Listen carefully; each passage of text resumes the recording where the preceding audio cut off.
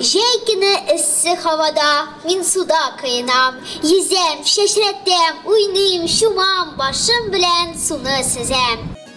Стихи великого поэта Габдуллы Тукая звучат на центральной площади города. Возраст выступающих у микрофона тоже разный, особенно активны школьники. Чулпан Садыкова завоевала любовь зрителя умением читать наизусть самые длинные стихи поэта.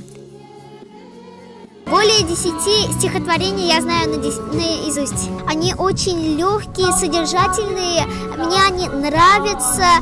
И тугантель, и матуртель. На мероприятии представители разных национальностей могли прочесть слушателям стихи своих любимых поэтов. Ученицы Среднекамышлинской школы Алина Виноградова и Диана Гаврилова прекрасно прочли стихи великого поэта на татарском языке. Девочки с удовольствием изучают стихи Габдуллы Тукая на уроках в школе. Мы изучаем творчество Габдуллы Тукая с 1 класса. Я учу его с интересом и с любовью. Участвую во всех мероприятиях. Каждый год 26 апреля мы с нашей учительницей татарского языка Гульнасой Люсовной проводим в нашей школе мероприятия, посвященные дню рождения Габдуллы Тукая. И сегодня мы специально приехали на это мероприятие, чтобы с уважением и с любовью прочитать стихотворение этого великого поэта Габдуллы Тукая.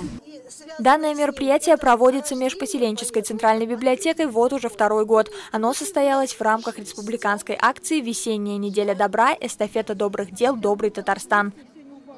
Поэзия Тукая, она не может оставить никого равнодушным. Она живет в наших сердцах, задевая самые тонкие струны нашей души, оставаясь в ней и даря нам свое тепло. Вот и сегодня, читая Тукая, мы хотим поделиться этим добром. Габдулла Тукай – это наш татарский поэт, который после себя оставил немалый след.